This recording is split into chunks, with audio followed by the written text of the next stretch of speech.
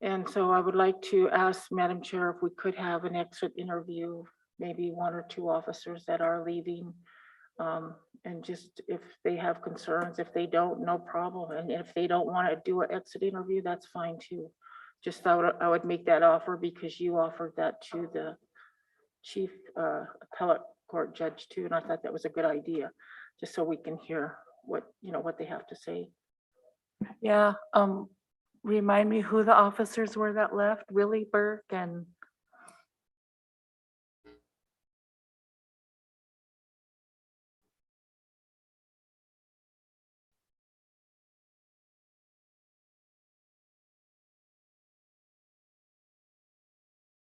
Madam Chair, was it Brian?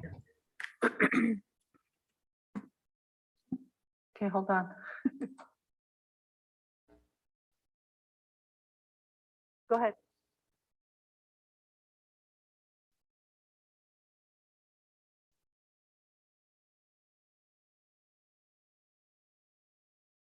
Go ahead, Bing. Then Ellie.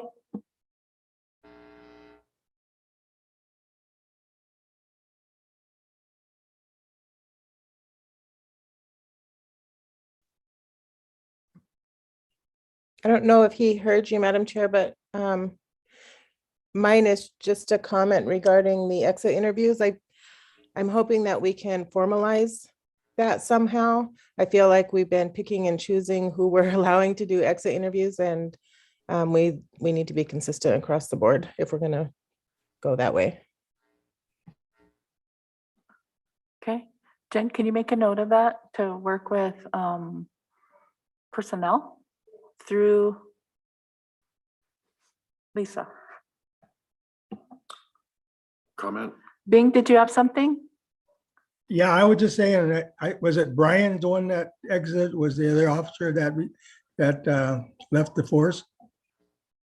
Brandon Couture and Willie Burke. Okay, Brandon, not Brian. Sorry. Okay, Lynn? Yeah, thank you. So just an additional comment. I was just thinking about this in regards to identifying funding sources for this endeavor. Part of their duties is to protect our water resources, and I would like to see if we're able to tie that to our water compact funding. If we can utilize some of that money for this project on adding the new game wardens. So just a thought, and I would like our legal department to chime in on that to see if that's something that's doable. Okay. So Charmel?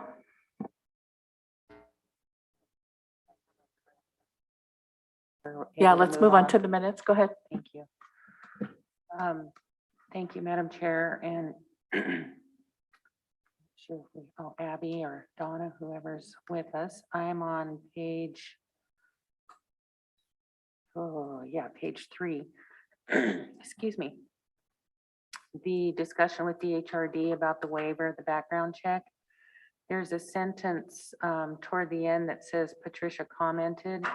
Where that starts, I would suggest either removing that sentence or changing it to indicate that it's not a temporary waiver. It was actually just a full out waiver of the background check for this individual, not a temporary waiver. Thank you. Okay. Abby, on page 5, previously it was written that I was out for the MVP interviews because of a conflict, but on the recreation and legal updates, I was out of the room for a Tribal Nation Summit prep meeting. So just to clarify, if you can add that, Martin.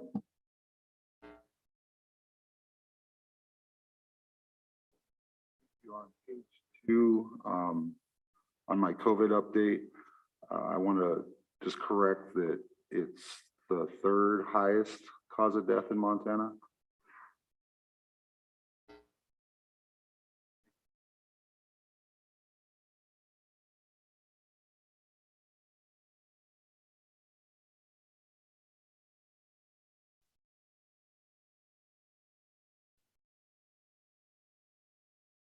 Madam Chair, Go ahead, Bing. too, after lunch break there, was it being left the meeting for the remainder of the day? Could I put on there for a doctor's appointment? Okay,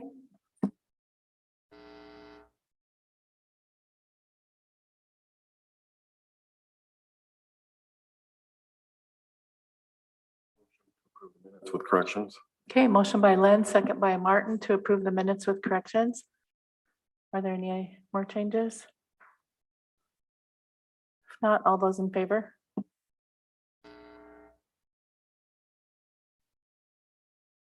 Opposed, abstain, Anita abstains. Motion carries. Okay, we have our agenda today. We have one council issue with Abby. Martin?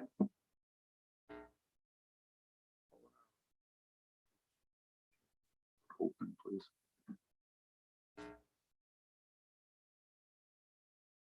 Madam Chair,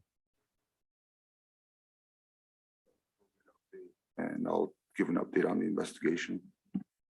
Okay, Bing? yeah, I got a couple issues too to bring up. Can you briefly explain what they are? Just the topic?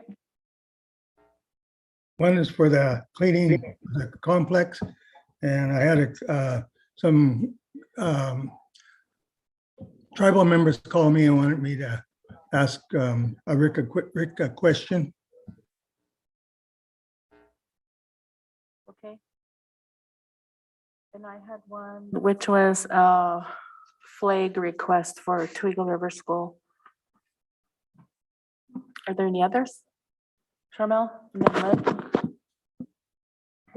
Madam Chair, thank you. I'd like to, in open session, I would like to discuss the email that I sent to everybody about a week ago regarding the MMIP fund. I'd like to have a discussion about that. Thank you. Lynn? Yes, I have one issue in open, one in executive.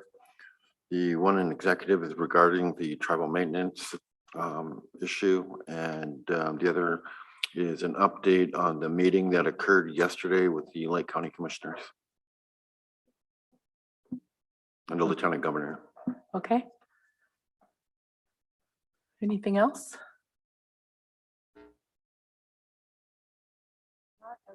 Motion to approve. Pardon?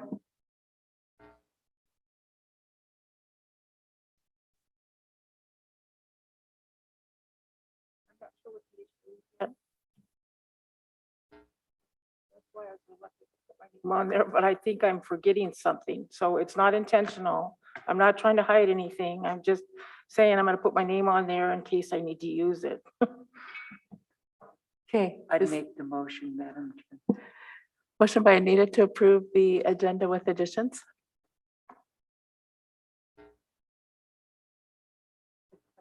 Madam Chair, Favor?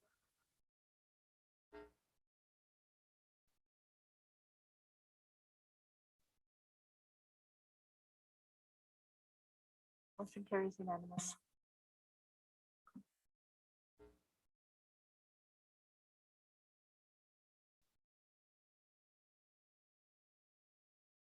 So Martin, do you want to start with the COVID update?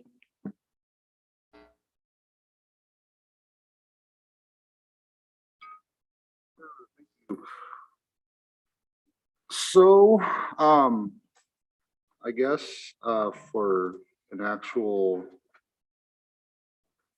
change,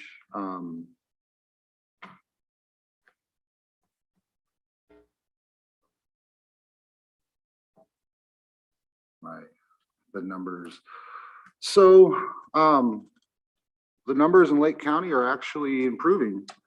So either, we enough people have got it around here that maybe there is a little natural immunity, which does exist for a limited time, or the vaccine's working.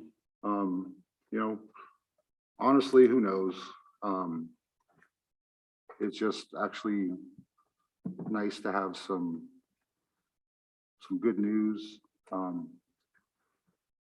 We've been a little distracted by other things, and I feel like at times we kind of take our eye off the ball on things. But the reality is, COVID is here to stay. It's not going away. We still need to be diligent on the things that protect us: masking, social distancing, wearing masks. The vaccine helps lessen the spread.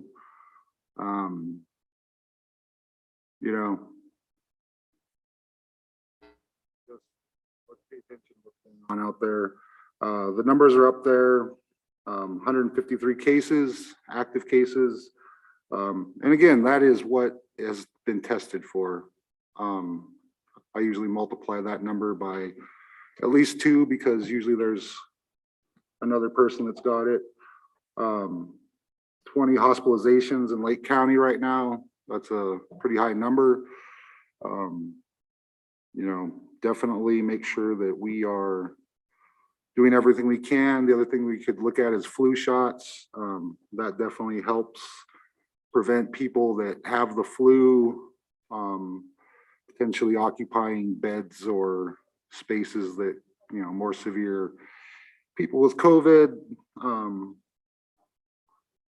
And really just, let's continue to be diligent. Thanksgiving is right around the corner.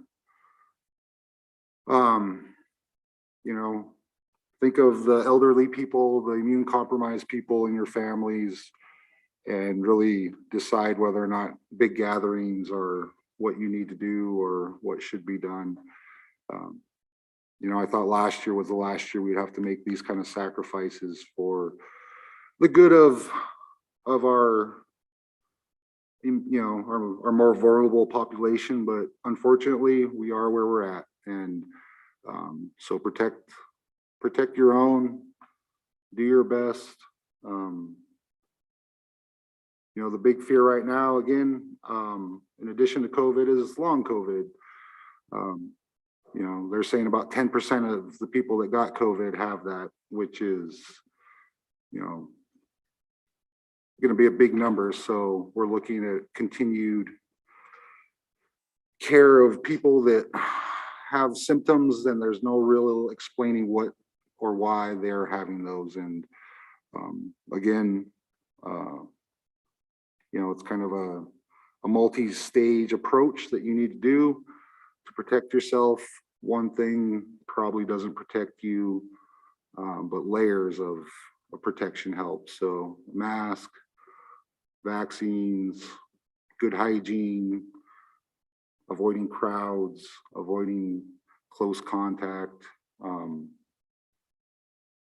and being cognizant, if you're not vaccinated, that you have the ability to spread a lot more live COVID cells out there if you contract it.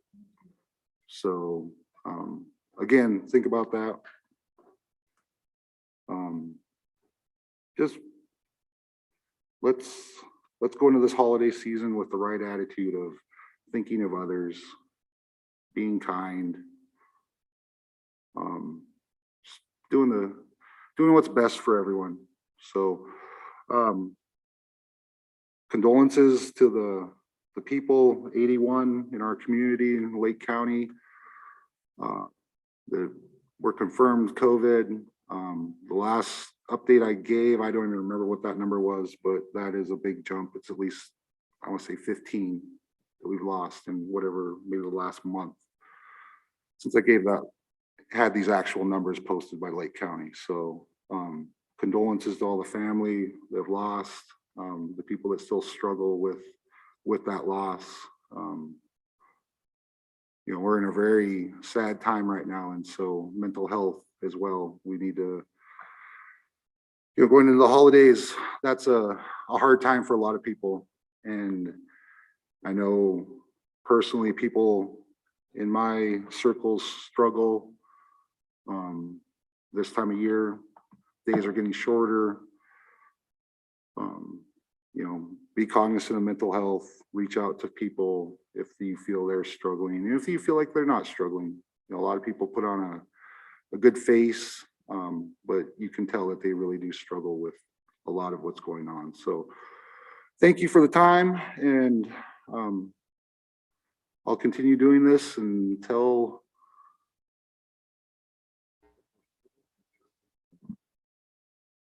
Thank you, Martin. Does anybody have updates on vaccinations available for 5 to 12-year-olds? Is it on our tribal health website?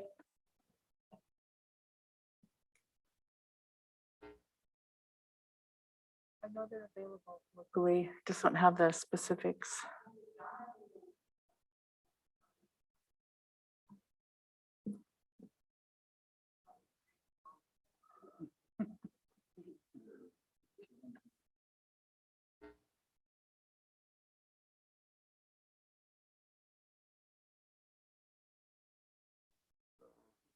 up on the screen. So Quatucknuck every Tuesday, 2 to 6, 5 and up. Arley Fitness Center, Tuesdays 10 to 2, 5 and up. Ronan Health Center, 3:30 to 5:30 on Wednesdays. That one is limited to 5 to 11-year-olds. So basically the same way you would contact when you were getting a vaccine if you chose. Go online, MT Ready Clinic, click the link, and I believe you probably have to find the clinic. So go there. Probably there's a nice search engine you can use to go search by date.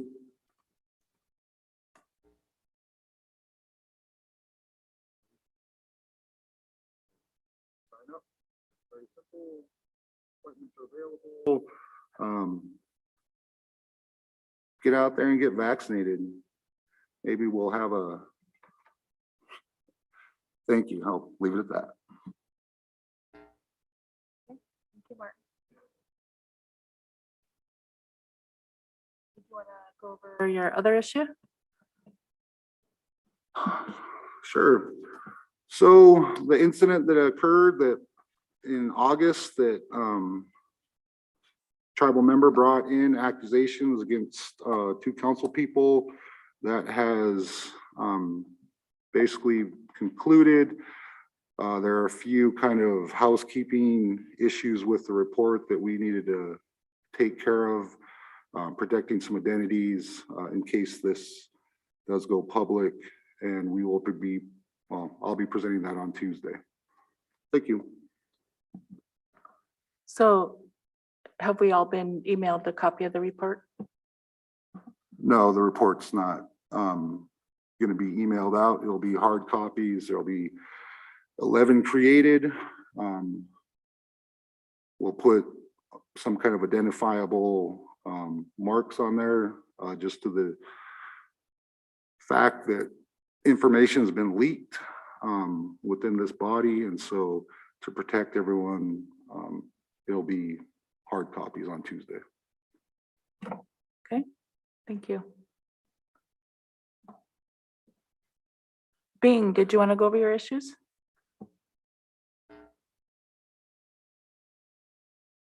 I sure can. I need Rick around. Is he around? He is, he's coming up to the mic.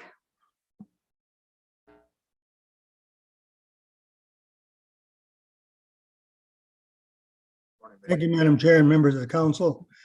Rick, good morning to you too. Rick, I had some concerns, wanted to know if the entire complex was fumigated last week or defogged last week, because I heard that Lance had some more COVID, and also housing had 7 more cases. And I was wondering if all the apartments got defogged last week after that 4-day, that 4-day shutdown we had. Sure. Bing, I will have to confirm which buildings, but I do know, based on the smell Friday morning, the main complex was definitely fogged over the weekend. So I'm sure housing wasn't included in that because they have their own staff and crew, but I'll follow up on which buildings may or may not have, but definitely the lands and the area where lands is would have been included in that. Okay, reason I asked about housing, because they had 7 more cases up there, I think, last week, and they're shut down. So I was just, or this week, I mean, and I wondering if that got defogged up there too. So that was, my question to you. Yeah, and I could follow up with Jody or Carol might know if, I assume their protocols are the same as ours, where when they're shut down, they would fog the building. Okay, thank you. The other issue, Rick, is that I had three phone calls for sure, maybe 4, from members of the tribe asking where we're at with our priority issues that we're working on. They were saying that homes, some of their homes need to be fixed, windows replaced, roofs replaced, and whatnot. And they was wondering where we're at with the priorities that we set out to have. And they told me, he said, with the prices of the propane, what is by, I think they said on TV the other day was 59% above what it used to be. We raised that much. And also heating oil was 35% higher than it was. So, that I know a lot of these people do not qualify for LEAP. And a lot of these people are on fixed budgets, especially the elders, and some of them get veterans pay, retirement, and also Social Security. So they don't qualify for a lot of these programs. And they were wondering if there was anything going to be done with that priority list. And they said if they weren't, they'd like to, have the membership, entire membership, receive a payment, because they heard of the payments over in Browning. Browning over there is getting $800.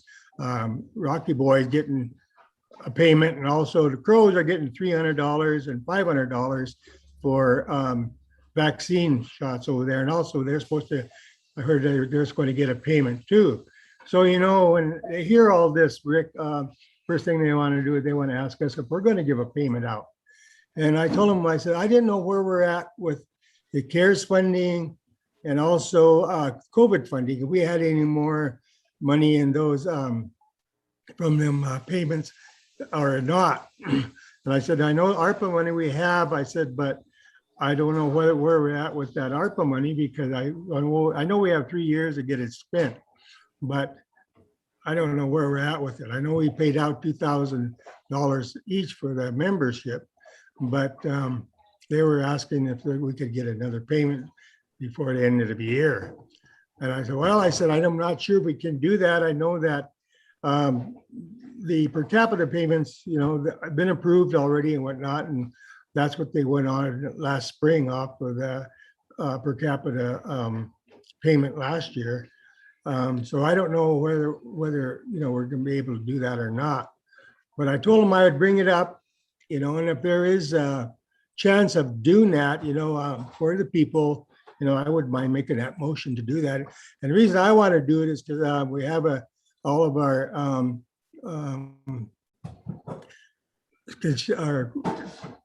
people in council that are running for office, and I don't want to have people saying that well, they're just doing it because it's election time and they're doing it because they want to get reelected.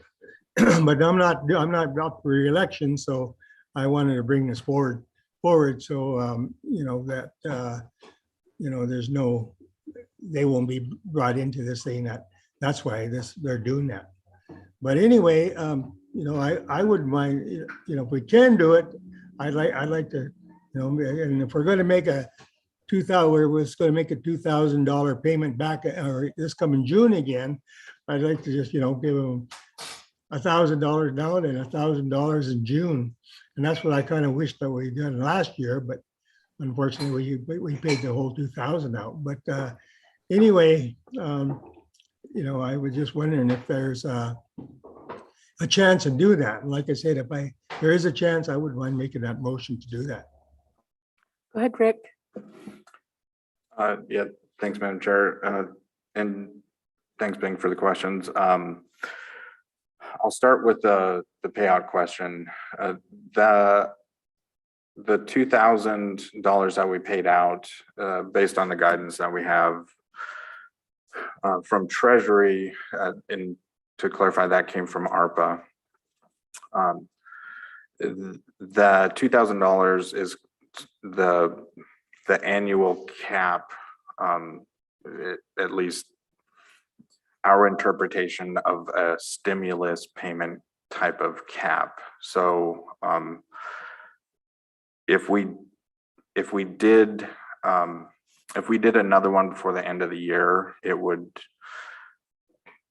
I think there would be a lot of compliance challenges with that. And so I wouldn't recommend that. We discussed when the initial payment was authorized that we could do $2,000 per year. And if council wants to revisit that concept, I think I'd be more than happy to talk through how it could be distributed throughout the year, kind of to your point of one-time payment doesn't necessarily carry through the year. But that being said, well, I guess I'll finish that thought. When we made that, or when council made the motion for the $2,000, the understanding I had at that time was that was all that was authorized, even though the discussion included potentially having additional years. So at this point, we haven't been operating as if that is a certainty. And so I think if you wanted to lock that in some fashion, that would be appropriate. It would change kind of the calculation that we have for what we have left to spend for the rest of the 3-year period. But again, I would recommend not trying to push one through this year, because the $2,000 amount that we set initially was the limit based on the guidance, because it was tied to the stimulus that the feds provided. The language basically says it's reasonable up to an amount that you can consider based on what the federal government has done for stimulus. And so they've basically done $2,000 or did $2,000, and that's our guide. Other options available, though, I think particularly in the housing arena, for some of those things that you mentioned. I know our LEAP program, and I understand not everybody qualifies for that, but I know our LEAP program is really gearing up for a cold winter and a high heating cost winter. Gearing up in the sense that they've been, the phone's been kind of off the hook in the last few weeks with phone calls for people trying to get all of the applications and things taken care of. But There's also a significant amount of money still available for rental and homeowner assistance that comes not through our ARPA funding, but through a different pot of money related to the American Rescue Plan. And those can be used for things like heating and the other types of costs that you were mentioning. So what I would like to do maybe is bring in the financial management director and a few of the social service folks and kind of give an update on where we're at, specifically as it relates to your questions. And then we have we're working on a report, basically a status and progress report for the different priorities that we want to present to council in the near future as well. So hopefully I addressed your questions, Bang. I'm happy to answer any follow-ups or clarify anything. Madam Chair, follow-up. Go ahead, Bing. Rick, you mentioned there's other programs that have some funding. Is it the same qualifications for these of our members to meet in order to get this funding or not? It's not LEAP, so it doesn't have the same low income thresholds. Everything has some kind of a qualification standard. So the answer is yes and no, that there are potentially some hurdles to overcome, but we have a lot of flexibility. I think not that we can, it's not as flexible as a payment. I would say that. The programs that we offer do have at some base level eligibility requirements, but not all of them are as restricted as LEAP or the more traditional ones. And where do you go if you get signed up on these programs?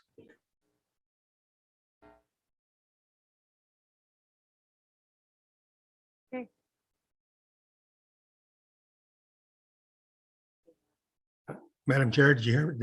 Were they able to hear me? Go ahead, Bing. Rick, where do they go to sign up for these programs that you're mentioning? Well, DHRD has some of it, but probably the most flexible one that relates to housing and those types of costs are programs that the housing authority itself is overseeing. That's the ERAP and I can't remember what the other one is, but it's emergency rental assistance, which includes things like utilities, and then there's a homeowners assistance fund, which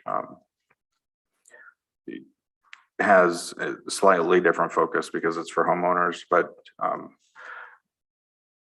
the threshold is significantly higher in terms of income. There's a few documentation requirements that are sometimes a challenge, but we are open to provide assistance and working with the housing authority to make sure they have sufficient staffing and resources to handle the volume of calls. Okay. Lynn, Charmel, and Carol. All right, thank you. Shelley, a member of the council, and thank you for that, Rick. So you mentioned that there was some compliance guidelines that would be an issue after we made the payment of the $2,000 threshold in 1 year, right? Is that what I understood? So if we chose to do that, we chose to do this in January, it would not be an issue. Is that correct? Is that safe to say? Yeah, I think then it would be for the rest of the Yes. 2022. That would be the extent of it. Yep. Okay. Because I would like us to also look at that option, because January is usually the toughest year, especially for the elders. Many of them are struggling, you know, especially with many of them used up their LEAP by that time. And it's just, you know, and after Christmas, I know a lot of the families are also struggling financially too. So I think this is, yeah, something that we need to seriously look at doing. So thank you. Thank you, Lynn. Shermel? Thank you, Madam Chair. Thanks, Bing, for bringing up this topic. It's really important. And we don't have a lot of time, obviously, to get ahead of the weather because, you know, we're being told that we're in a very high risk area for the unusual amount of cold weather that's supposed to be coming. And so I was wondering, Rick, if we can target a date to have the comprehensive report brought in and or plan or some type of strategy that we're able to launch, because we're going into the holiday season and you know how tough it is to get things done in this part of the quarter. There, you know, audits and things happening and just holidays. So, and you know, in particular, we have a lot of vulnerable people, and I don't know how we can help people get prepared, but it's definitely, the clock is ticking fast. So if we can target some time, I'd appreciate that as well. Thank you.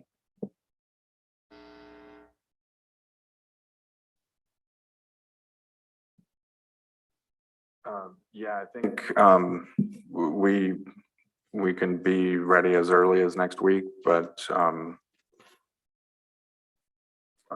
I don't know what the agenda looks like. We could go the following week if that works. It's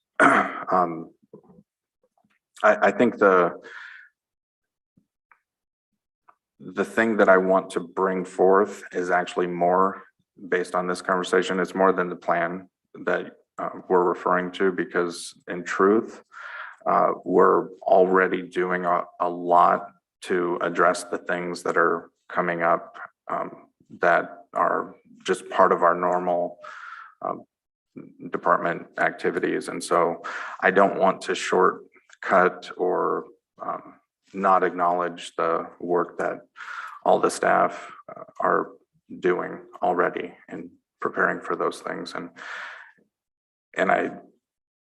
So that's the only reason I would like to push it out a little bit, because the priority plans are long-term. The departments and programs are kind of focused more on the here and now. And for example, Patricia Hibbler, the Director of Tribal Member Services, is already working with DHRD on, or I don't know if she is yet, because I just asked her earlier this week, working on making sure that we're adaptable for the cold weather and the assistance that we can provide. So through DHRD program. So I think I'd want to make sure that gets incorporated into this reporting. Okay, Carol? Yeah, Rick, I want to tell you that that's the last thing I want to do, because I see you working hard on all of these issues, but until the policies either get tweaked, nothing's going to happen. Because staff, you know, after this last thing that happened in council of me being accused, I've kind of stepped back, but there's still people I need to take by the hand and walk through the system. And so I really it's hard because the policies don't fit. I mean, if you sit over here and you make a policy, but the people out there can't get help, what's the point? And so, but the last thing I want to do is make your staff feel bad, because I know they're working hard and I know you're working hard and I see it. I see what on the ground, even, Patricia and Patricia working together. I can see that already, and it makes me feel good. But what I want to say is that what's going on and what Bing's asking is not about, it's about council making a decision on what is right for people today. I wouldn't have said that 6 months ago, but now I see the prices of gas, food, people struggling. And I just think even people that probably just got raises, really struggling. And unless you're out there with people and, talk to them and, you don't have the feeling for that. But I think it's really up to this council. If we decide that we want to give out a payment, and this is something that I better say, because it kind of upset me when I seen it, and it's on Facebook, and a staff person making a comment that, well, no, we can't do that because this, and this. That is a staff person getting out ahead of this council. And and the person wasn't asked, they just piped up and said this, and I thought, that's somebody getting out ahead of the council. What if the council comes in here today and decides to make a payment? Well, that just kind of throws that staff person under the bus, and that's not what I'm trying to do. But I think if we decide, and I like the January idea, is there tax implications that we're concerned with, or is it the law? Because you're making it sound like it could be done, but then I don't want you to do it. But really, the decision sits up here. Yeah, thank you. Not tax implications.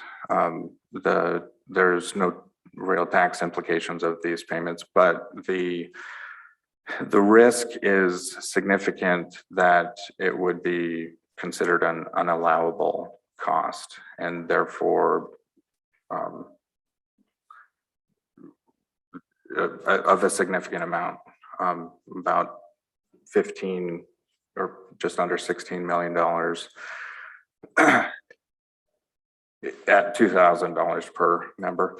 And that risk would impact us potentially in significant ways. It could preclude us from federal funding. At worst, going forward, it could at best cause us to have to repay that from general fund. And so it's not something I would recommend. It is ultimately council's decision, but it's my responsibility to tell you that it's a significantly risky one for the organization. And if you wanted to do it, I would recommend doing it in the new year. That seems to align with the guidance from the feds that it's an annual cap of $2,000. So hopefully that helps clarify. And I don't recall seeing that annual cap, and that's what the staff started pointing out, or people started pointing out on Facebook. Well, when did all of this stuff come back? And so, I'm thinking, I want to make a motion today, but also I don't want to make it look like this is about an election, because it's not for me. And so I will step back, but I would like to see this council consider on the first week in January that there be a check of $1,000 distributed. And then that still leaves some for the summer to get the money out. And that follows the recommendation of the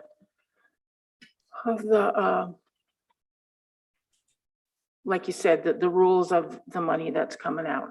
And I hate to do that to you. I know we've done a planning process, we're set, and maybe the council won't agree with it. But at least what I hear from people that I can honestly say, I'm bringing this forward. And it's hard to do because I don't want to go against staff, but, you know, I see them out there. We all do. I mean, we all see what people are going through. And so I'll yield for a while, Madam Chair, and maybe I'll come back to me because I'm sure other people have comments. Anita? I just have a quick question, and I know a lot of this has gotten confused because of the COVID discussion that they were going to do some kind of incentive as well. I think we can be creative here. Yeah, the last time we had the COVID discussion, it was, it seemed pretty clear that we didn't want to move forward with an incentive. So we're working on a testing, getting testing options for staff. I want to just be absolutely clear. I don't think any staff are against a payment in January. It's just we're trying to ensure that we don't get outside of the rules and regs that we have. So in fact, I think we would be supportive of it. We're the staff that we're tasked with kind of laying out options for the council. I think the recommendation was a multi-year payment. So we're fully in support of that. And I mean, we'll do whatever council wishes. I would say it is unfortunate that we end up in a us versus you mindset. I don't know where it comes from. And if we can remove that, I think it'll ultimately be better for the membership. So thanks for letting me clarify that. Okay. Is that all the council questions? Yeah, Dan does have a question. Are you guys okay with allowing him to speak? Okay, Dan, if you could come up to the mic.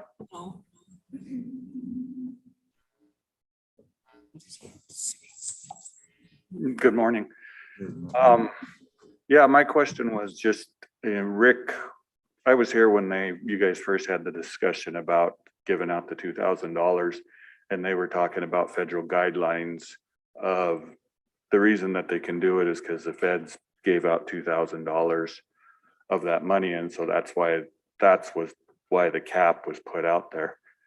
And when I was thinking about it, I was thinking not as a cap of 2,000, I was thinking as a percentage, because the feds gave out with their money quite a bit more percentage than what they did on the 2,000. So I was thinking, why don't we look at it as a percentage of what they gave out of that money instead of looking at it as 2,000 being the cap. So that was just something maybe you guys can take into when you're discussing this, instead of looking at it as a cap of 2,000 that say the feds gave out 100% of all the money that they did. Just that's how I was thinking about it, instead of looking at it as a percentage instead of a cap. So just a different way of thinking about it. Thanks. Thanks, Dan. Rick, did you have any comment?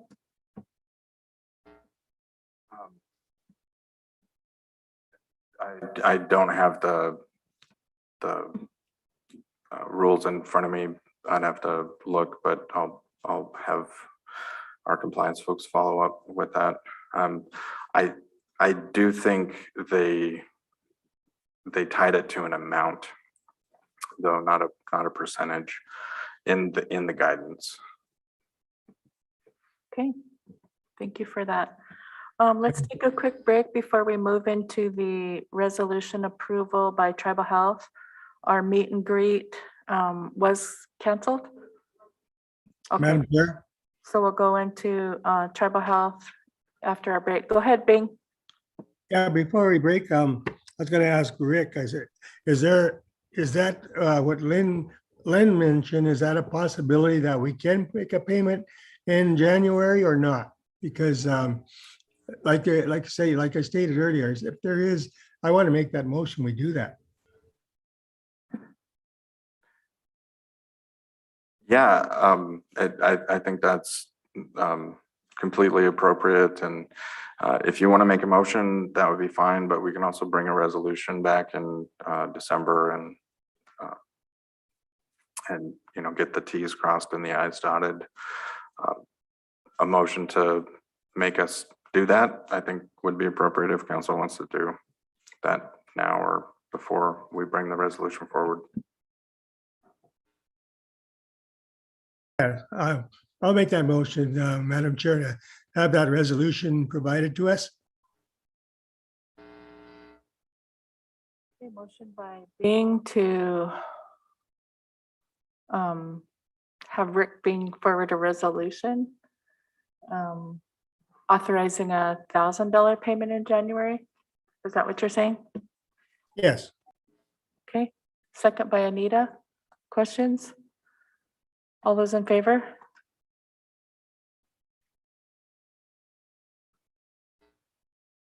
Motion carries unanimous. Thank you, Rick. Okay, we'll come back at 10:05 with tribal health.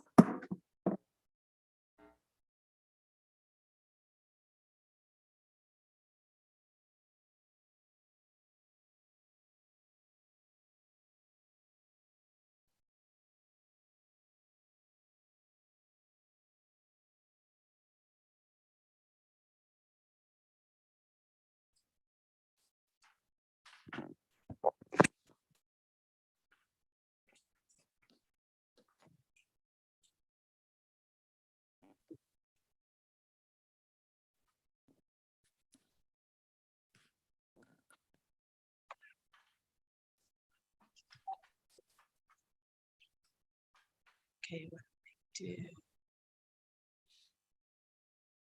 Come on.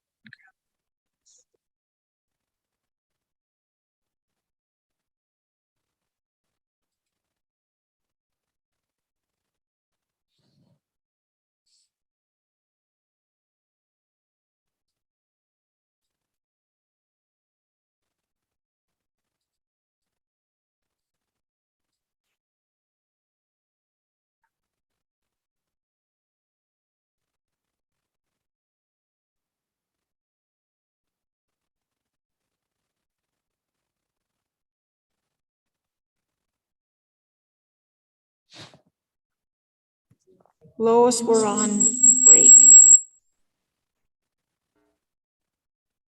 I can't hear you, Lois. Can everybody hear me now? Yeah. Yes. Okay, all right. Thank you guys for allowing me time. No, wait. We're on a break. Oh, okay. Yeah, we're on break. Okay, well, just let me know when you want to talk with me. Thank you. I'll unmute.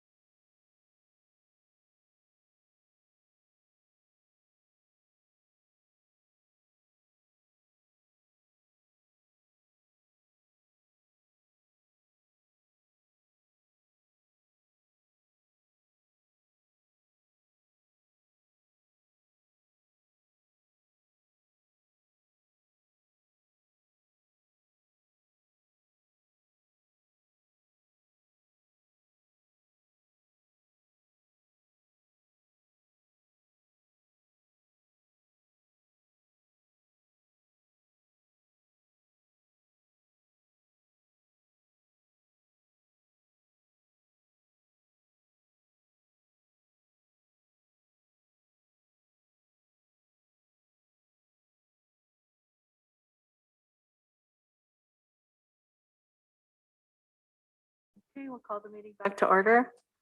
Next up, we have John Wheeler. His information starts on page 9 in the packet. Good morning, Madam Chair and Council. Good morning. What I'm asking for is 2 resolutions. One is for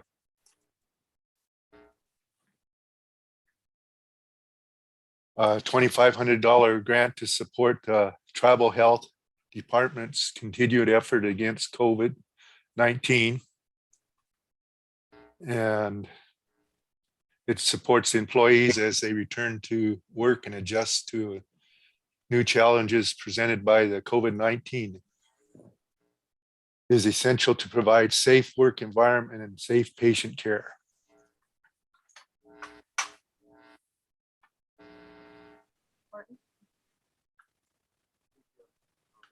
Pushing to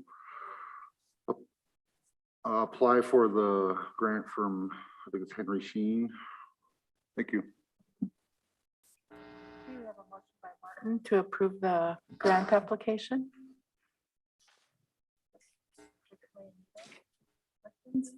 Mike? Have we worked with this company before?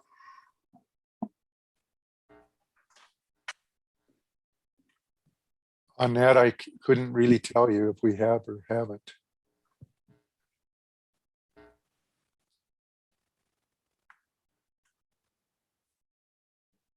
I guess on that point, I know that the tribe does a lot of business with this company, and I believe that this was kind of an unsolicited award that we're just kind of going through the process to pick up. And yeah, we've been buying equipment, medical equipment from this company for, I could guarantee, at least 15 years.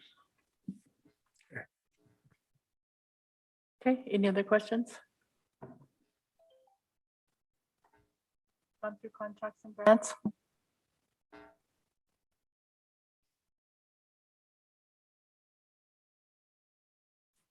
John, has this gone through contracts and grants?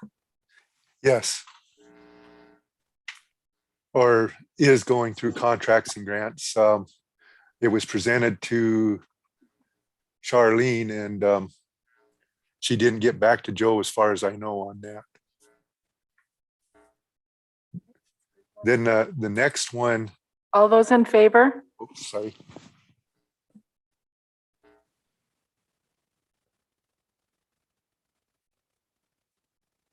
Motion carries unanimous. Thank you, Go ahead. Madam Chair. And then the next grant is through veterans, and in actuality, I kind of got the cart ahead of the horse there, because I went and requested that grant and they had already approved, but I still need to get a resolution on it.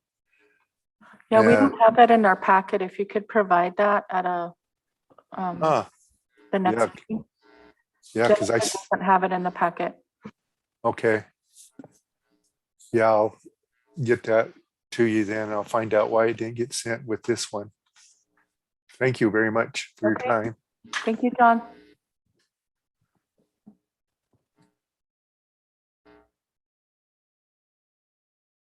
Okay, next up we have Jonathan, Patricia, Crochet, and Lois Friedlander. Information starts on page 12 in the packet. Patricia? Good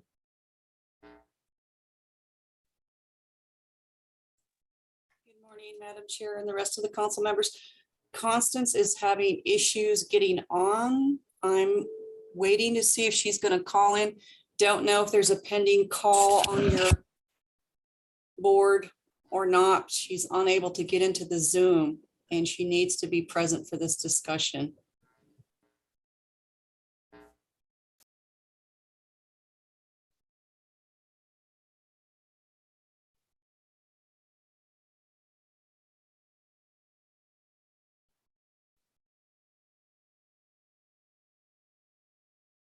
We can go on to our next item if we have Jean and Jonathan.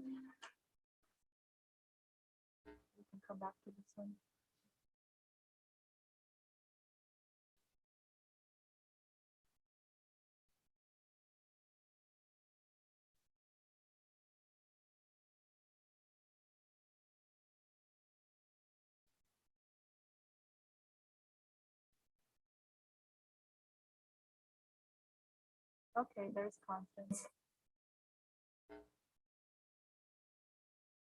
Okay, let's move forward with the issue. I'm on. Okay, thank you. Alrighty, bye.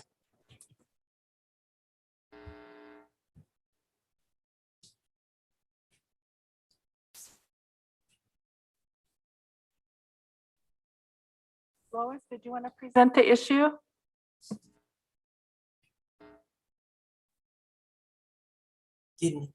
Was that directed to me? I think Lois actually made the agenda request. Yes. Lois, can you present your request?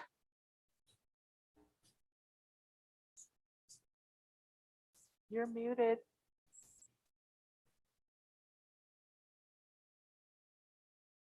You're muted, Lois.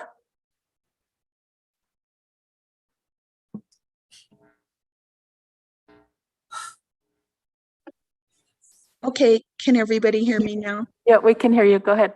Okay. I'm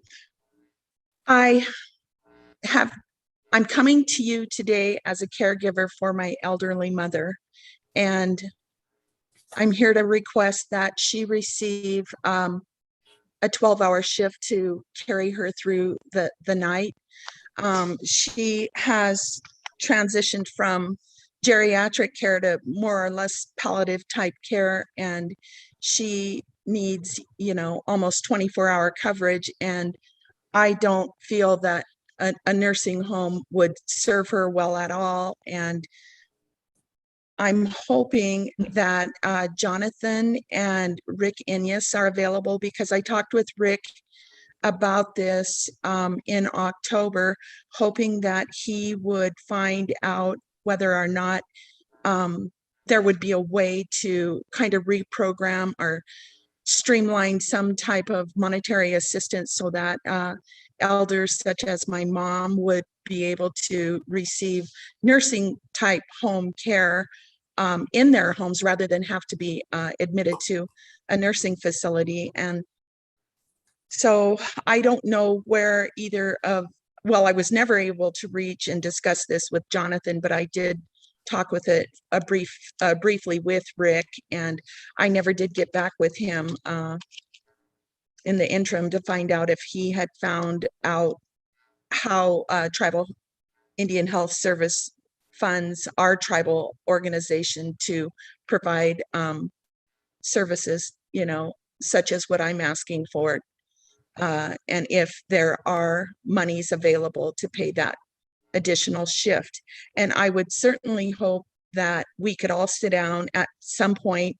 I would like to represent those of us who provide care to our elders in their homes and be able to represent them in this discussion and find out if there's any way going forward that we can streamline these kind of services so that, there's like a continuum of care and there's no lapse. And rather than have to take, especially in my mother's instance, she's a very vital part of our, culture. And I want to see her remain at home in her home so she can still have quality of life and have the cultural component to her life, so that she's not having to go into a nursing home where that will end for her.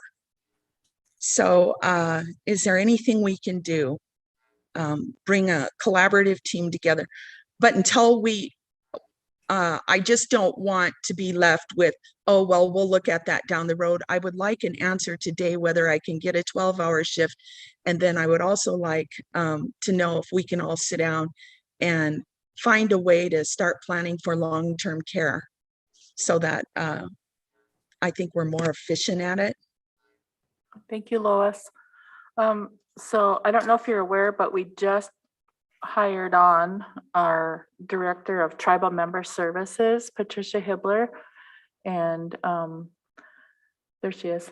And so she supervises tribal health, DHRD, and so those are the two where the funding comes from and where the policy originates. So she said she's willing to facilitate a conversation with everyone. So Constance or Patricia, can you tell me if this has been addressed at all? And Rick is here in the chambers as well. Patricia, do you want to speak to that, or did you care for me to do that? It's a policy, in our policy, elderly services care policy. We only provide services in the home, and we don't provide services that go above and beyond a home care provider, which would be something where an individual may need services such as in treatment and assisted living facility. We don't go above 40 hours a week. To look at 40 hours a week per our policy would indicate that the individual needs more extensive care. And you can speak more to that if you like, Constance or Patricia. I know that I've furnished Patricia with the policy portion as well. Thank you. Yeah, so I can confirm that the policy does say 40 hours. And then certainly there'd need to be a doctor's statement that somehow there's some justification that there needs to be more than 40 hours home care. I think we can easily have some conversations about what that might look like in bringing together tribal health and DHRD and trying to meet those needs for our elderly. I think our elderly are top of mind for all of us. I just don't think that the policy right now allows for that. But it is something that we should really be looking for. We had a conversation, and as we look at our population, many of us baby boomers are going to reach that stage. And I think we need to be proactive as much as possible in trying to create a way to meet those needs. What I'm hearing from Patricia, Crochet, and Jonathan, we don't have that in place right now. Okay. We don't have the what right now? And Sharmel. Madam Chair, maybe a little bit of history and the reason why the policy is currently, because we used to do at, and I believe Lois's family was involved, is that there was at times a lot more hours allowed by families, but we realized that we have a budget and we have a lot of tribal members, and our tribal members are now at younger ages needing assistance. So with that being said, we made the policy so all tribal members who have the need can get it. And I'm almost positive that still doesn't happen, but I think we do a very good job at trying to meet the needs of as many as we possibly can, and to add a 24-hour cycle. And we wouldn't even know the numbers of that, of what that might be, because you can't just do it for one. You have to, allow it for everybody. Yeah. So with that being said, that could create some issues where people are going to lose out, and that's not what we're about. We're about making sure that all of us, at least get some assistance when the need is there. And I feel for everybody's situation in this, because it's tough. It's tough to try to help a family member, especially, in those times, and especially as they get older. So thank you, Madam Chair. Thank you, Carol. Sharmel? Thank you, Madam Chair. Thank you, Lois, and all of our staff for the opportunity to discuss this important topic. And we've always kind of had in the back of our mind, or at least since I've been on council, I've heard a lot of concerns about the way that we might be able to care for our elders. I guess my question is, or my comment is, it isn't just a policy question.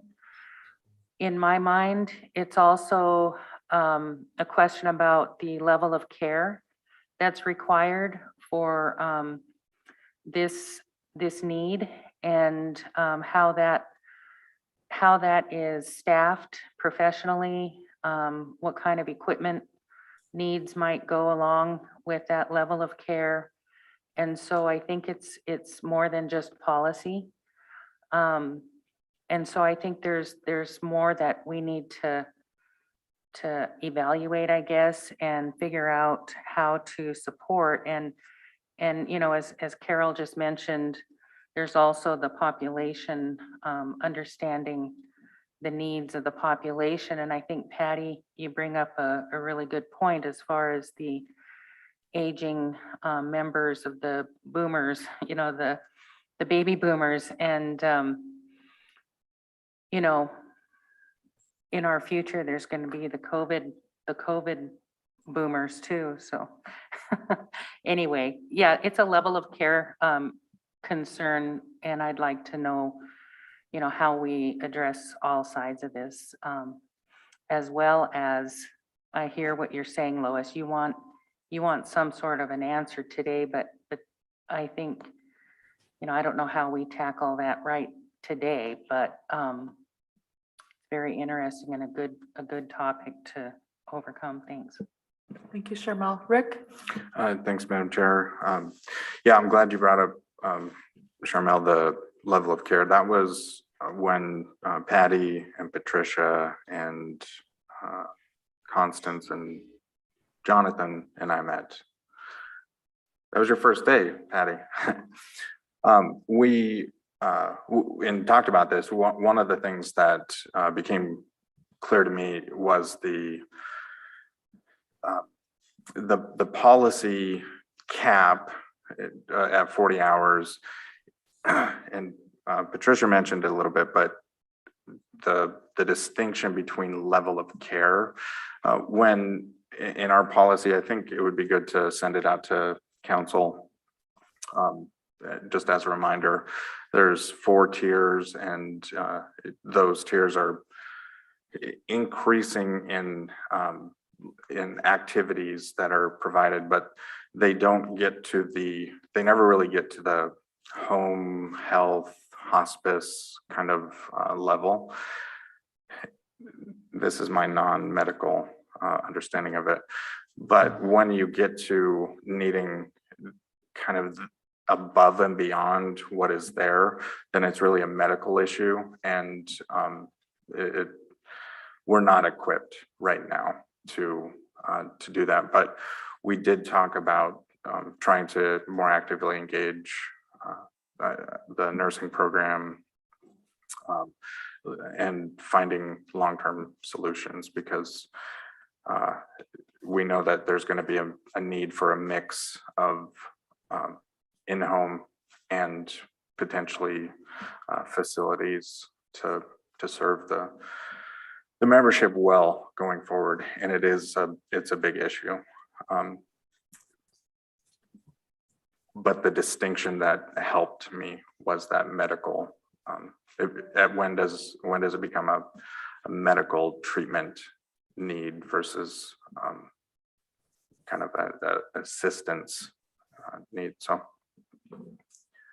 one thing I think we can do with this situation is look at it from a medical standpoint, and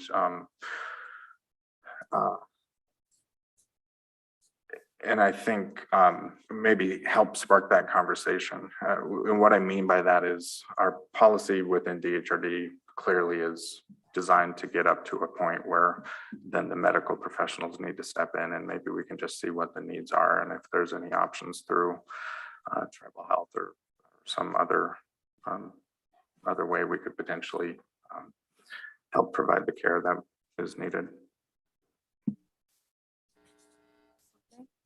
So is that something you guys can schedule and bring back to us? Patty and Rick?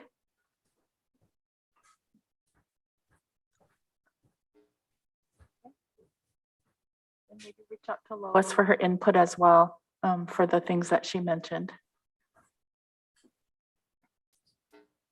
In about 2015, didn't Obama enact the Indian healthcare improvement policy, or to where he was making sure that states, provided tribes with additional funding so that they could, if they wanted,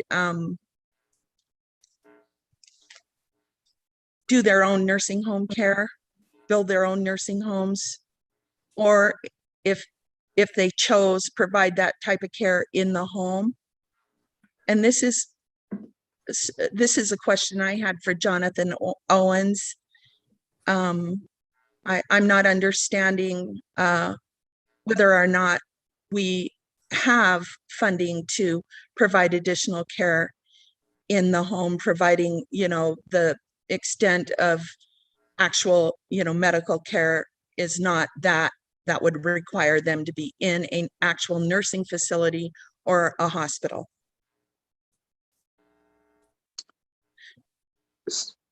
Sorry, Madam Chair, should I speak or?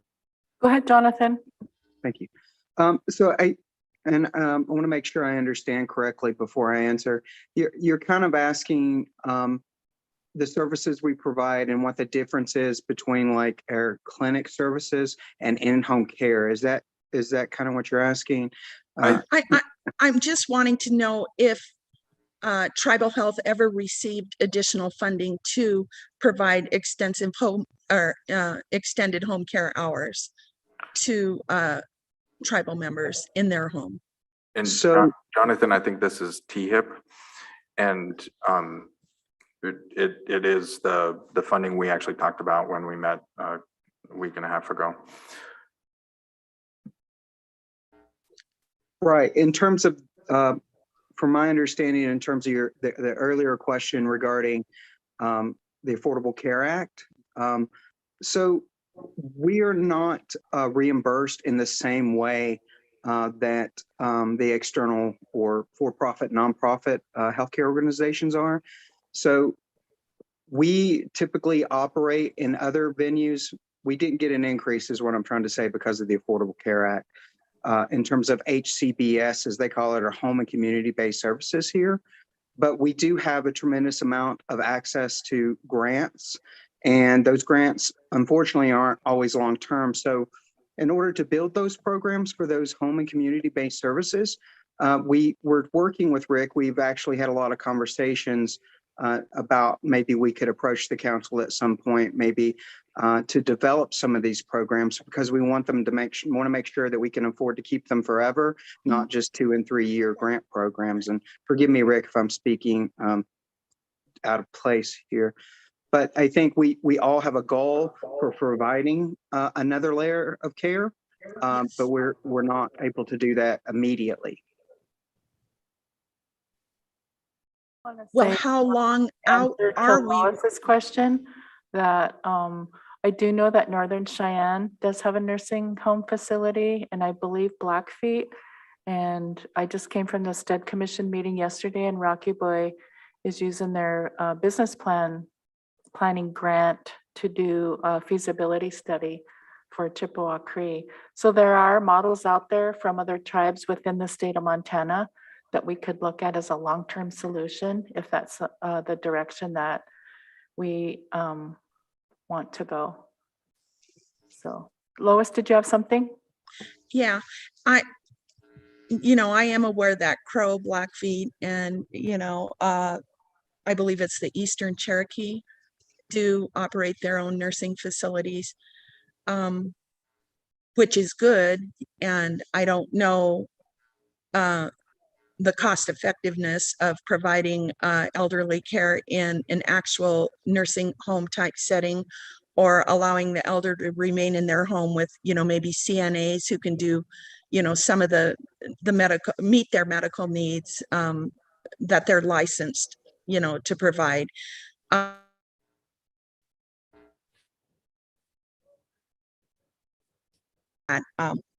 We shouldn't be able to do this.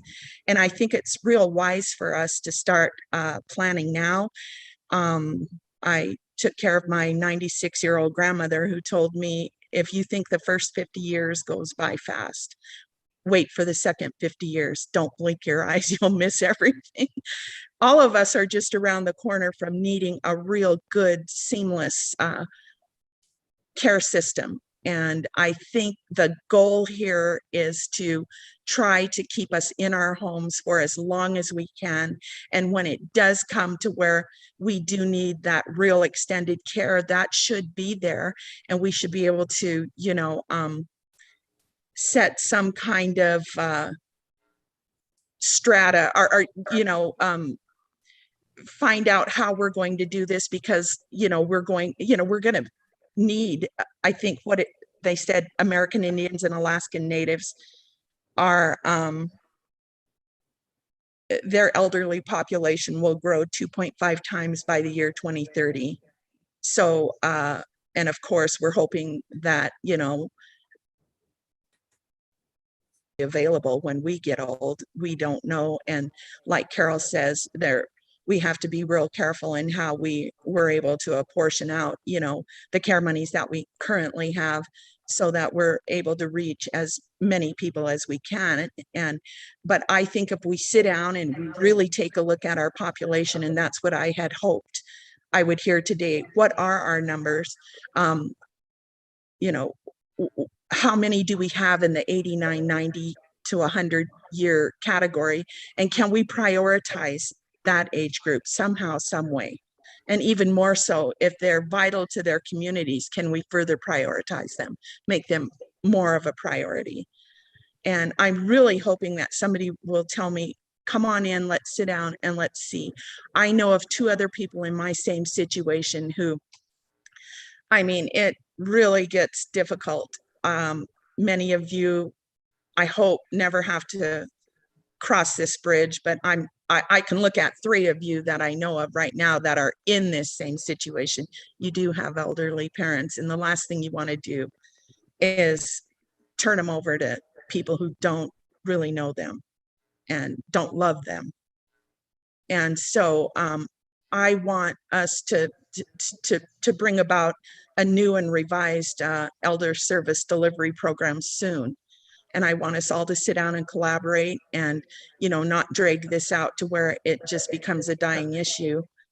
I really want there to be a needs assessment done so we understand the entire population. I want a collaboration of people, council members, healthcare providers, and I would, like I said already, would like to represent the home caregivers who are in this situation. And I would like us to sit down and find out what is really there and where we can reprogram monies to make this happen and make it happen soon, especially in this day of COVID. Thank you. Okay, Laura. I guess I'm done. I just hope somebody can tell me, yeah, bring on somebody to do your night coverage for you. They did it for Grandma Adeline. It was so wonderful. We were all happy. Everybody, came, and she had around the clock coverage right up until the day she left us. And I really want the same thing for my mother and everybody's elderly parents, all of us tribal members. Carol? And if anything ever happened to me, I would hope that we would have a system put in place to where I don't have to go anywhere but my own home. Go ahead, Carol. I just want a clarification on the T-HIP. This is the first time I've heard that it could be used for this type of thing. So I know you guys are going to probably bring things back in and just see where T-HIP is and what the expenditures are. It'd be nice to know where that money is going. And it's not that anything's going on. I'm just curious because I haven't heard about it for a while. So thank you. Jonathan, can you my main to us at the next Tribal Health Committee meeting? Yes, Shelley? of course. Okay, go ahead, Lois. Shelley, I really think there's like duplication in services. This is just my feeling. And I want to make sure that we, clear all of that up and make sure that that isn't the case, because for home repair for the elderly people, I think they're given priority almost at tribal housing when they have emergency repairs that they need. And then again, I know Constance's program has to use some of her dollars for the same home repair services. So if that's the case, I was wondering, is it the case? If it is, can we fix it to where, you know, elders are prioritized through one program for their housing, you know, maintenance needs? I don't know. I see, like, I tried to find out as much information as I could before I came to this meeting, but you know how life gets away with us. So I think what we'll do is have Patty and Rick sit down with you, Lois, and involve Jonathan and Patricia as well. Okay. Have this discussion and then bring something back to council. Okay. So, All right. thank you, Lois. Okay, well, thank you very much. I am going to sign out now. I have to get back to Mama, and I'll let her know how the meeting went. And she says hello to all of you, to wear your masks always. Okay, bye. Thank you.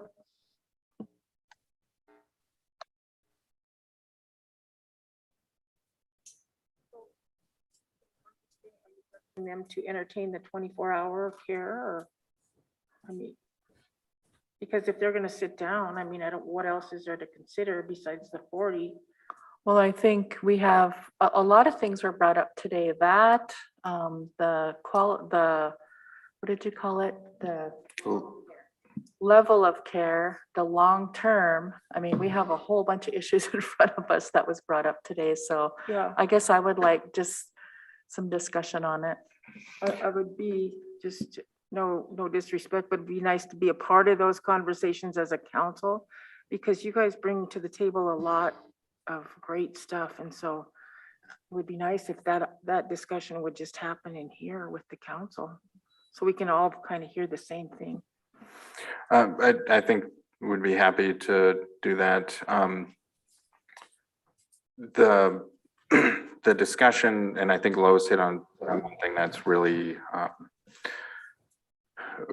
really honestly just a challenge for us in general as an organization, is so many people doing similar things. And so a lot of times the discussions happen in little tidbits. The place where I think this is most likely to be, honestly, and in reality, served best as a discussion is in the homelessness task force. We talked a lot in the last meeting there about these same issues, not specifically the healthcare aspect of it, but the needs, so that people don't end up homeless at different stages in their lives. And just for council's understanding, there are studies currently being started that are targeted to be completed by the beginning of February, that are looking at answering some of those questions. Somebody asked for a needs assessment, and just wanted to say that that is in the works as we speak. So I think when we follow up, we'll invite council, but I see two different discussions. I see one specific to the situation, and then one that's a little bit longer. I would like to offer council the opportunity to be engaged in the longer one, and the more specific one. I think just for privacy purposes, it would be good to keep that one small. So I know we do have the numbers of elders, because that is how we decided on the amount that we distribute to them in January as an additional payment. And I know that there was a big increase in the baby boomers in, so many years, and that's why we stuck with the amount that we did. But it was also my understanding in one of our priority planning sessions is that we were going to do an elders inventory, go to every single elder and determine what their needs were as far as health, home, situation, all of that, because we have a spectrum of elders. We have some that, have multi-generational living. They may be on the verge of homelessness. And we have other elders that that, you know, don't have so many financial worries. And so I think that that would be a starting place to give us some of that data. So I thought we had discussed that, but I don't know where we are with that either. I can briefly address that. Okay. That discussion was one that never really finalized. So there's some aspect of it that may not be being worked on, but I do know that inventory has been in the works, and I think we can get an update on that. Okay, Martin. Thank you, and Patricia and Constance, Rick. I had a question, I guess, for Constance regarding the elders program woodcutters. And elders reported that his woodcutter contacted him and was being told that it needed, I'm not exactly sure, but basically the contract or something needed to come in front of council for approval before said woodcutter could deliver or whatever. And I thought under the new structure that wasn't necessary. And I'm wondering if that's true or if that's hearsay or what exactly, so I can report back. Sure, that is basically misinformation. We have had struggle getting woodcutters, but I just got 2 semi-loads of logs in bullpen over here, and I have my chore worker who will start cutting that and splitting it and delivering to our elders. We had just a couple, at this point, we only just have a couple woodcutters that are going out into the woods, and all they need to do is bring us their insurance and liability coverage, and we set them up with orders. And there's nothing in it, any additional steps. Okay, thank you. I thought that was the case. I just wanted to clarify. Thank you, Constance. Sure. Okay, if we're done with that discussion, then we can move on to discussion with tribal health and individual tribal member.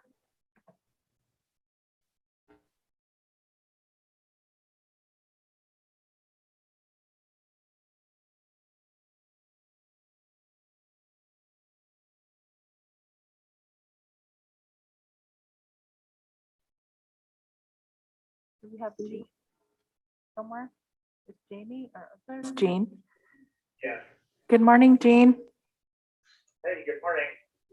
Can you guys hear him? Okay. Did you want to lead the discussion, Jean? Bring forward your issue? Did you want this an open session? I'm off. I'm just listening, so. Well, He said yes. Okay. Go ahead. okay, well, thank you for making the connection here for me.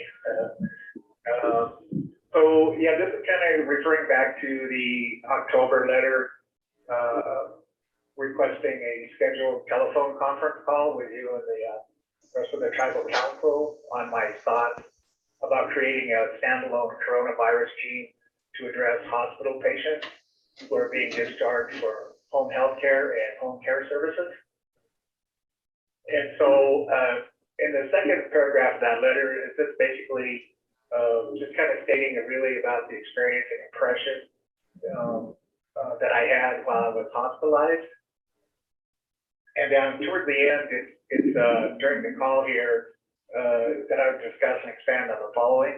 And so I used a bullet form there. So it's like the discharge process with the discharge planner and the kind of the questions as far as the insurance, what they would cover and not cover, and how the CSKT and local hospitals and healthcare can collaborate, you know, for a smooth transition.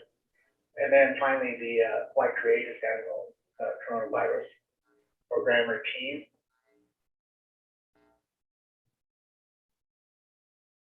So I'll just go ahead and like, again, this is just my experience that I had, and so I just kind of wanted to share that. So the discharge process and with the discharge planner for the home healthcare and home care services. The discharge planner had met with me very early and throughout my hospitalization. And she also helped me, she's also a notary, so that was extremely helpful. Because while I was in the hospital, I done my will, and so part of that requires a notarized piece of paper. And then later during a home visit, she also done a notary for me for to be excused from the tribal court jury duties. So, to me, that was a plus service, especially for those of us who are homebound. So my understanding of the home health care is a physician's order that the home health care agency must follow, for my care. Again, this is for people that are homebound. And so I remember looking at a form that, discussed a little bit about home health nurse, medication, respiratory and physical therapy. And some of that was going to be based on the assessment. And the home care services, again, for homebound, field prep, maybe some shopping, light house cleaning, again, based on the agency assessment. So during this process,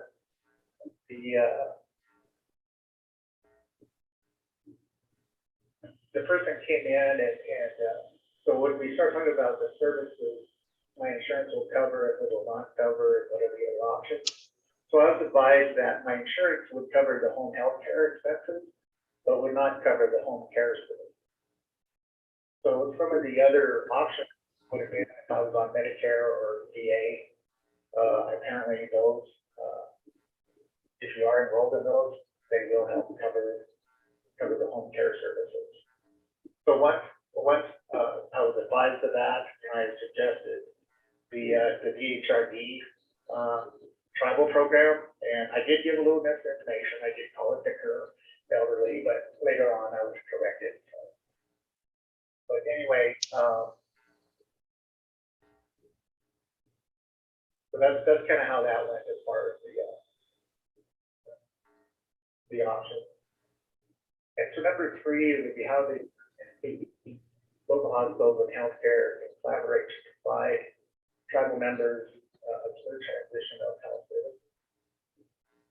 And so after my release, there was a follow-up appointment with a primary care provider on that following Monday. However, when I went there, due to their increasing their COVID state, they were unable to provide this one service for me. So they began a referral process for that. After I returned home, I did get a message from the home health care agency requesting to schedule a home visit, for an assessment. And then later on, the DHRD elderly program contacted me, and they came and done an assessment too. So, kind of in a retrospect here, looking back, the tribes may need to provide ongoing information to local hospitals and healthcare services regarding referrals, other tribal programs like days and hours of operation, and other pertinent healthcare protocols. Now, the reason why I'm mentioning that is from my observation, the referral, back down to the hospital where I was released, that there were some things that I didn't know, that the primary caregiver had to make that referral, to a person down at Vaccinations Tribal Health. I was advised by one of the hot springs healthcare nurses, I guess, that told me that. So I eventually relayed that back to the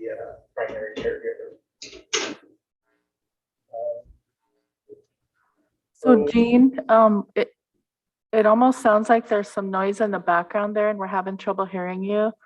I think everybody on council and at Tribal Health has had a chance to read your letter, and I see Jamie's hand is up. Is that Jamie Lozo? Yes, Madam Chair. Go ahead. Did you have something?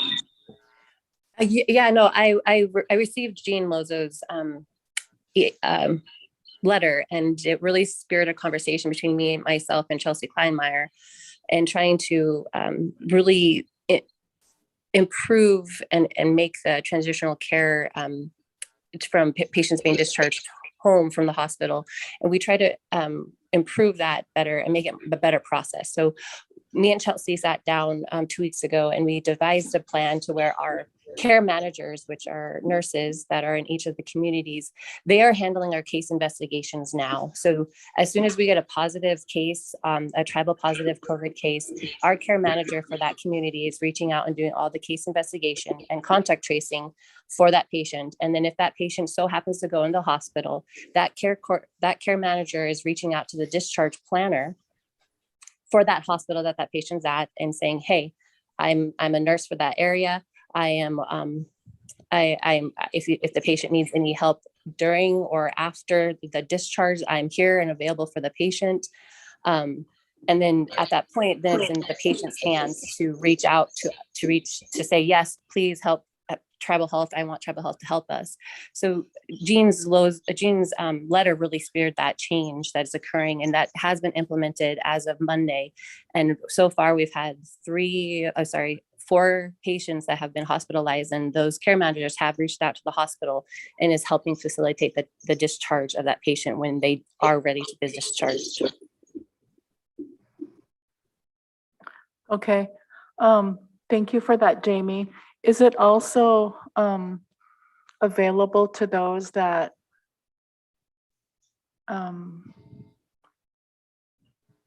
I guess were in the hospital previously and maybe it was just an ER visit and they're still on oxygen? Is that available to people that have been discharged from the hospital previous to Monday? Yes, Madam Chair. We are definitely trying to, with the change over from previously, it was the community health nurses that were taking on multiple roles in the COVID response. And so the care managers are now stepping up and taking on this role. So we're trying to backstep, collect, get a hold of patients that still need our help. So it's the multi-layer process, but yes, that is still available. Okay. It would be helpful if you could send council a list of who those care managers are for each of our districts, because I've been getting, those concerns brought to me. So we'll look for that. Thanks. Yes, Madam Chair, I'll have that to you by the end of the week.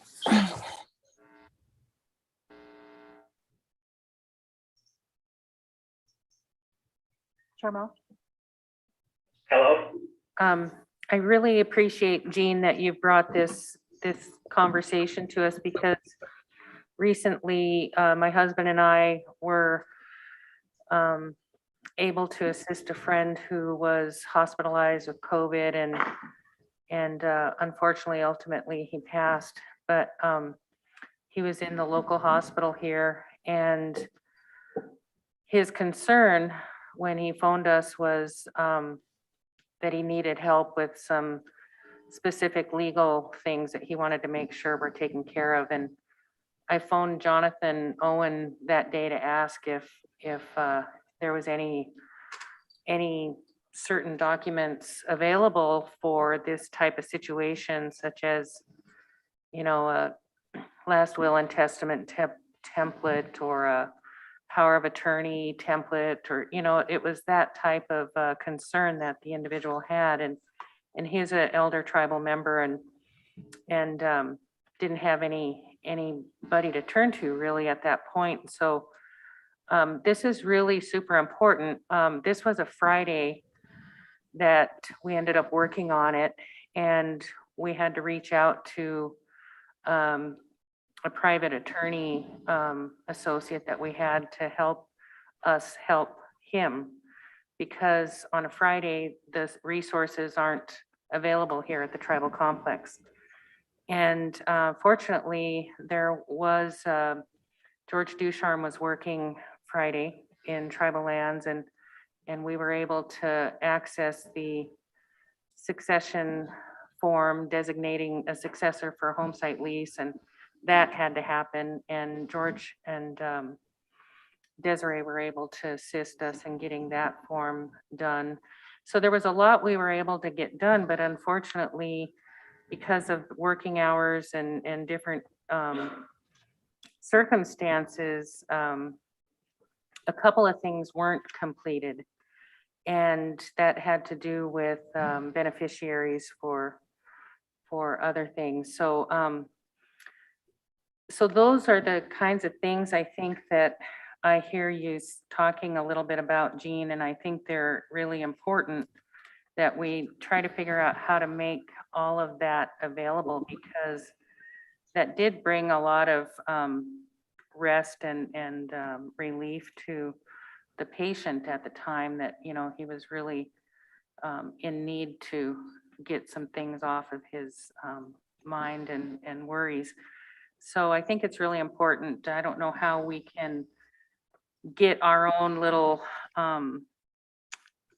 you know, like every hospital has that social worker or discharge worker, but these hospitals hopefully can gain access to some of the particular documents that our tribal membership need to have available to them as well. Thank you. Thank you, Cheryl. So I think Jamie answered part of Jean's question, and then you bring up some other points that I guess our family has had to deal with as well. So I'm wondering, Patty, if you can get with Clayton, because he oversees the land aspect of it. So for example, if people are on home sites and need that, those kind of things, as well as I think the will is housed in that department as well. And maybe Lisa for those personnel issues, you know, like the designation of beneficiary if they're a tribal employee. So maybe you guys could get together and, you know, work on some of this and bring us something forward, because these are, you know, issues, and I don't know that they're new, but I think it's really kind of risen to the top with our COVID situation. So if that's something that you could bring forward as well. Chairwoman, absolutely. I can have those conversations and bring some thoughts forward to council on those issues. I agree. I think Jean brings up some really important issues that we should be looking at. And I'm not sure that you've seen this letter before today, so if you can follow back up with Jean, his phone number is on there as well. Will do, Madam Chairwoman. Thank you. Okay, Anita? Thank you. As the chairwoman said, I received a couple calls in the past 2 to 3 weeks, individuals who's really confused. They have nobody to go to. I think that idea of working with tribal lands and the housing authority and anybody else that needs a successor or a beneficiary would be great. To help these people step through and have some kind of process, because it's really confusing when you've lost a loved one and don't know which way to go. So thank you.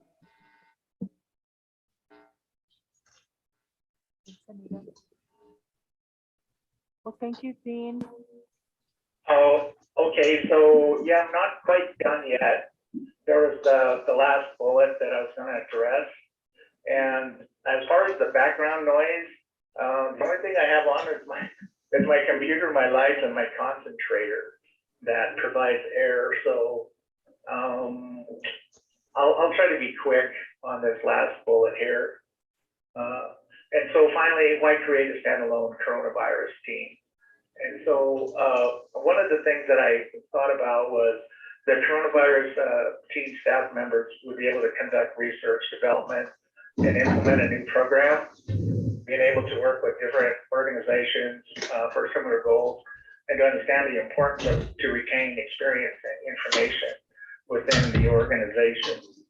Now, I feel it's very critical. I've seen this happen before where people that have the knowledge and experience who leave, and so along, when they leave, they take that with, and as well as new people coming on board too may not be familiar with that. So with that said, again, this is for the hospital patients who are being discharged for home health care and home care services.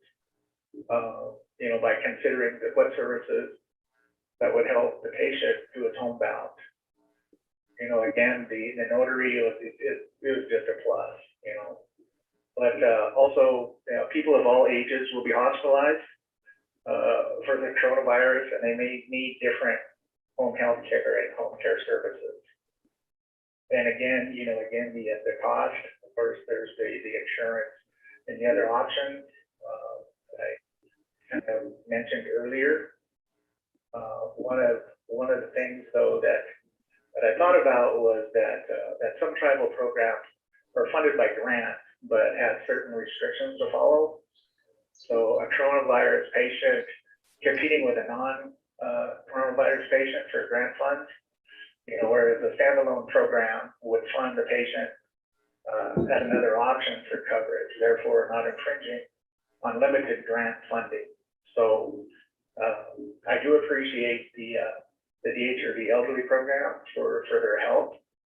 But if in the future, if something was set up, then of course those fundings would be coming from that standalone program rather than competing with the elderly program for these services. And just to kind of, again, the collaboration between the tribes. I mentioned earlier, sometimes new people come on board, they may not be familiar with the protocols or referral process, or even the difference between, let's say, tribal health days and hours versus the other programs that do the 4/10 Monday through Thursday. And so that could be a little bit confusing. And then towards the end here, I think that, if they do decide to create a new program, is that it's very critical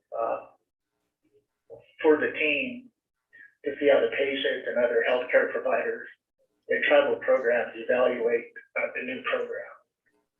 So I know in Plains that they contract with an independent agency to conduct surveys by telephone or mail, to measure the experience with the care of the providers and services. So, with that, with the independent agency, it provides a little bit of, it allows the person to respond freely, let's say. And I think when you do a new program, that is very critical because it'll identify your strengths and weaknesses. And so, what you're trying to do really is to have a very solid program. So anyway, I just wanted to kind of throw that in there about an independent contractor to do the survey. So in closing, I believe that creating the new standalone coronavirus program would benefit the hospital patients who are being discharged for, home health care and home care services. And like I stated before, this isn't about me, it's about helping people. It's about providing the best care for the patient. So, closing, I'd like to end this with a quote by Morris K. Udall.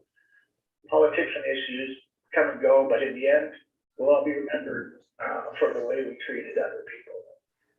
So, anyway, thank you.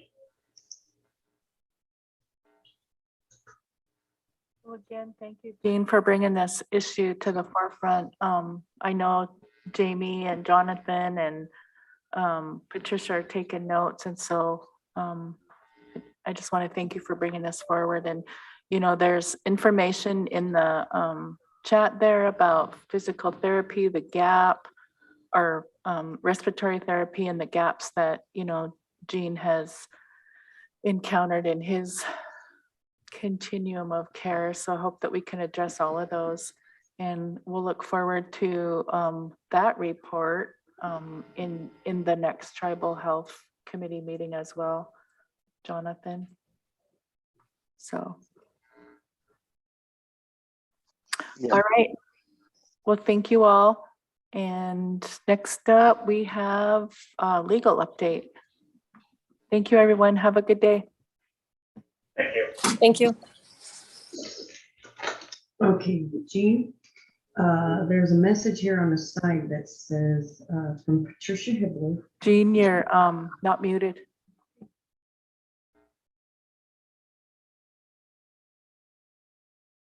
We have a couple people that need a really quick break, and then we'll come back for legal update.